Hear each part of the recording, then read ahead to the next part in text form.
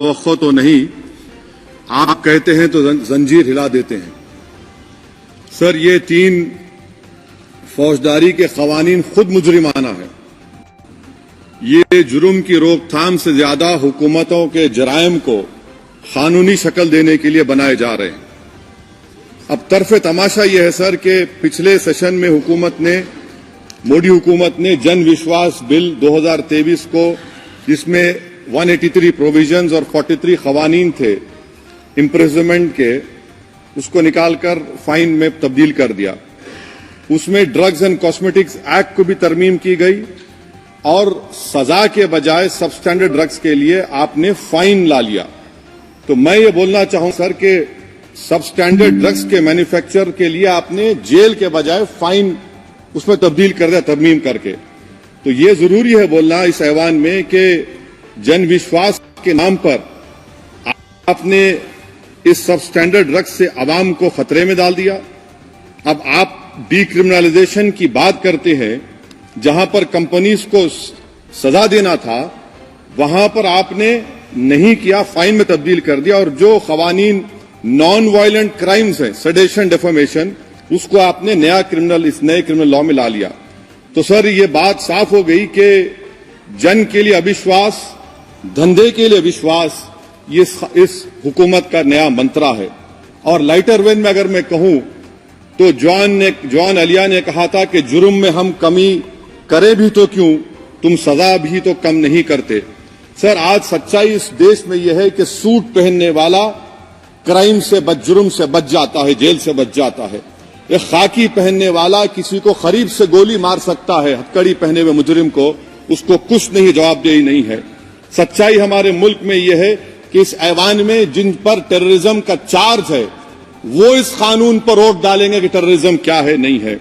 Sir, मुझे ये कहने की इजाजत दीजिए कि अगर आज भगत सिंह को और मोहनदास करमचंद गांधी को ये 3 कवानीन बनाए जाते तो भगत सिंह और मोहनदास करमचंद गांधी कहते कि रोलट एक्ट है, ये 3 कवानीन रोलट एक्ट है।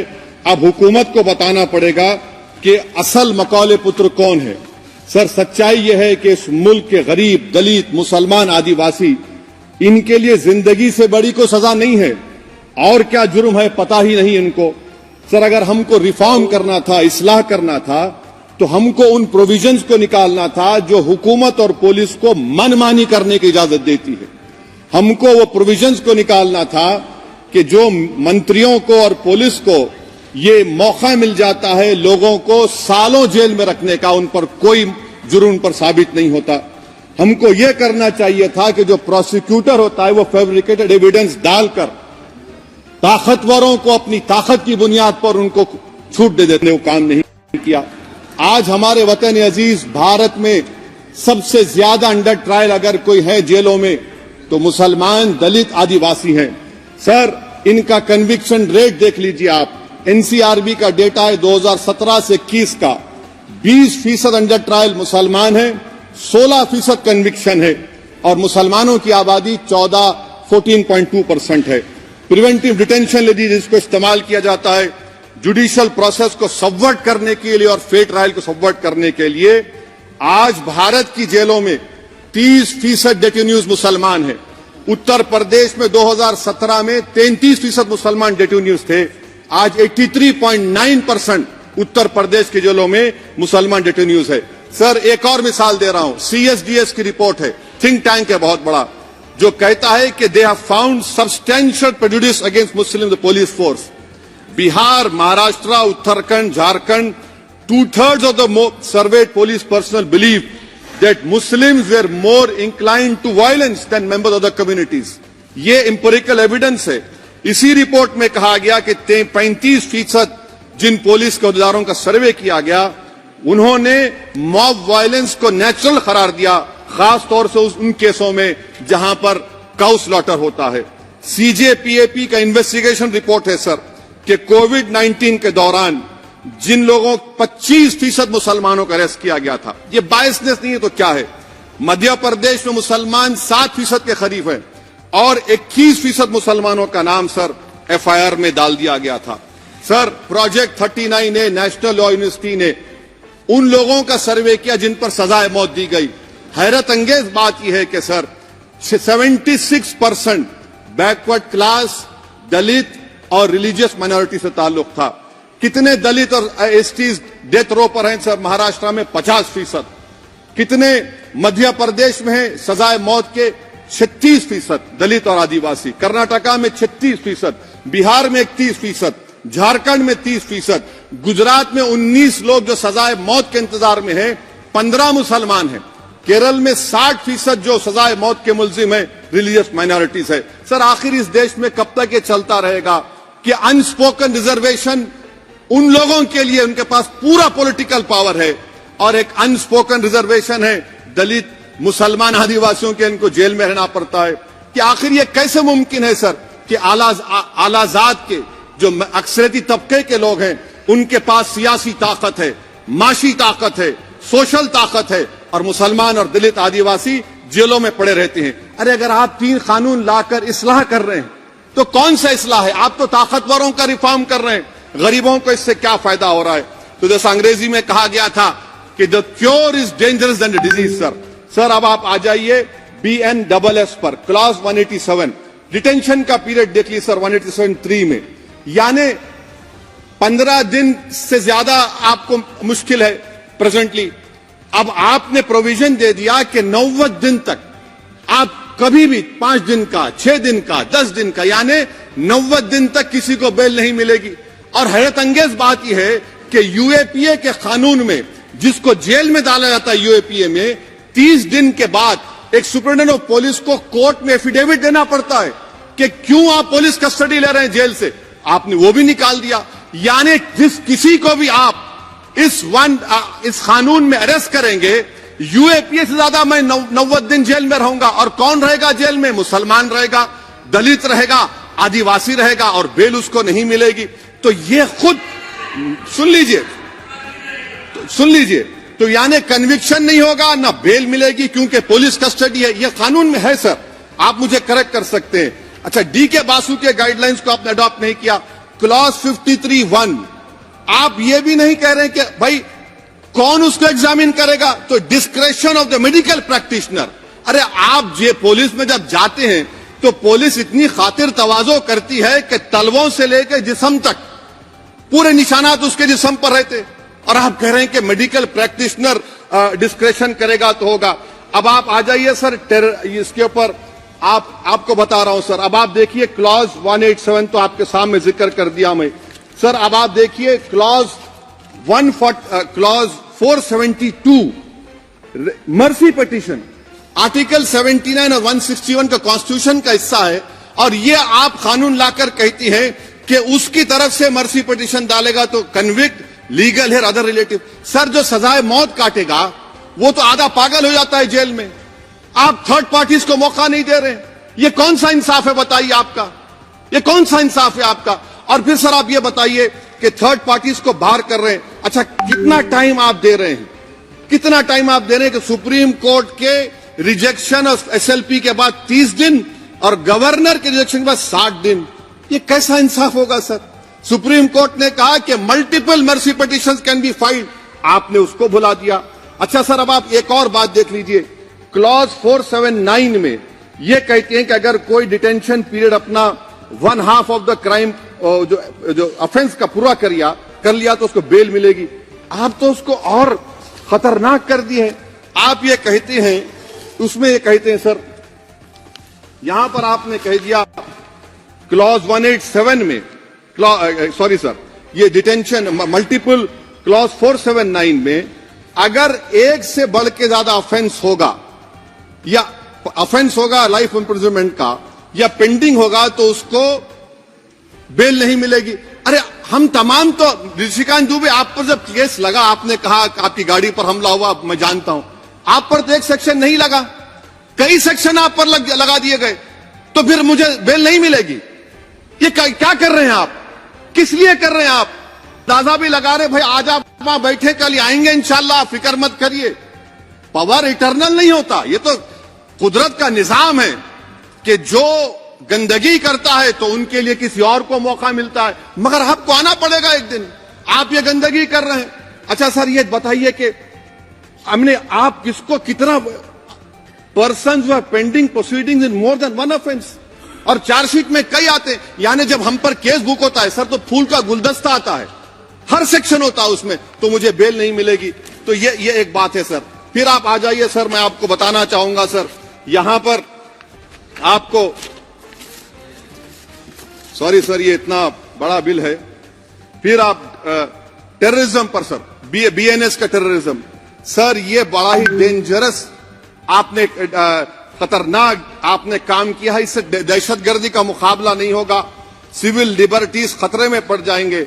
और सबसे बड़ी बात तो यह है सर, इसमें आपने नोटिफाई करेंगे किसी को टेररिस्ट, कोर्ट क्यों नहीं करेगा? पुलिस वाला कैसे करेगा मुझे टेररिस्ट नोटिफाई? किसी ऑर्गेनाइजेशन को टेररिस्ट घोषित कर देंगे। तो यह खुद सेपरेशन ऑफ पावर्स का वायलेशन है, जुडिशियल इंडिपेंडेंस का वायलेशन है, और इंदिरा गांधी वर्सेस राजनारायण केस का वायलेशन है। तो यह मोदी सरकार जुडिशरी के पावर्स को छीनकर खुद जज जूरी एग्जीक्यूशन बन रही है। किसी शायर ने बड़ा अच्छा कहा था सर, वही कातिल वही मुखबिर वही मुंसिफ ठहरे। सर मैंडेटरी वीडियो रिकॉर्डिंग आपने कहा कि जिस जगह पर इस प्लेस पर सर्च होता है वीडियो रिकॉर्डिंग की, मैं ये कहता हूं कि जब मेरा अरेस्ट होगा वीडियो रिकॉर्डिंग करिए, क्यों नहीं करते आप? जब मेरे घर पर पुलिस आती है वीडियो रिकॉर्डिंग करिए, जो मैं पुलिस को देता हूं उसकी वीडियो रिकॉर्डिंग करिए, विटनेस स्टेटमेंट होगा क्लॉज 183 में, उसका वीडियो रिकॉर्डिंग करिए। क्यों नहीं आप पैसे देते कि हर पुलिस वाले के जिस्म पर एक वीडियो रिकॉर्डर हो, और एक्यूज को मिलना चाहिए, आप नहीं मिलता एक्यूज को। हाँ आपको नहीं है, मैं जानता हूं। क्लॉज 250 और 262 सर इनकंसिस्टेंट है। तो क्लॉज 250 में 60 डे टाइम लिमिट है डिस्चार्ज के लिए।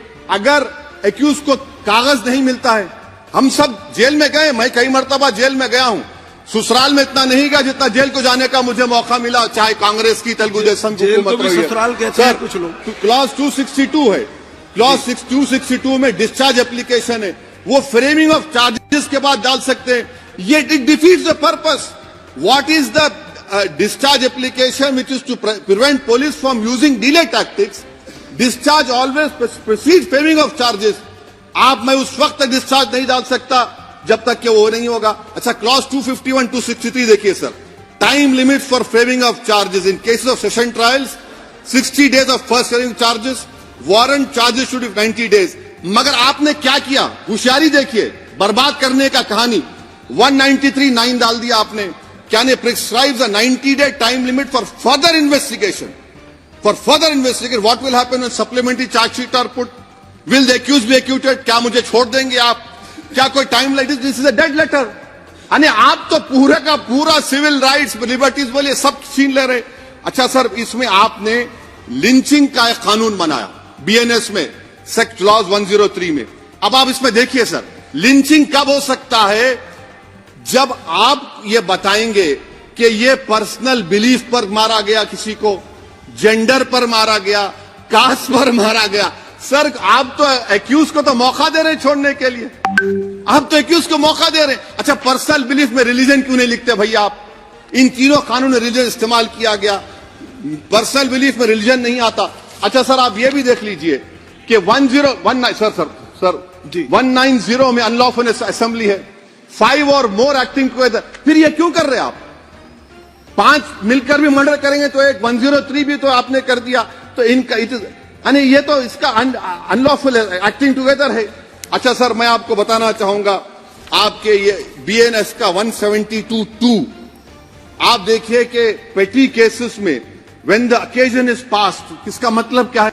व्हेन द ओकेजन होगा क्या सर? अब आप हम चुनाव लड़ते तो जो हमारा जो पार्टी अपोजिंग रहती है वो कहती कि अब इनके 25 लोगों को 50 लोगों को गिरफ्तार कर लो, गिरफ्तार कर लेते मेरे बूथ के एजेंट्स को, और बोल रहे व्हेन, उसमें आप लिख रहे क्या है? When the occasion is passed, माने पास हो जाएगा पोलिंग के 5 बजे छोड़ देंगे।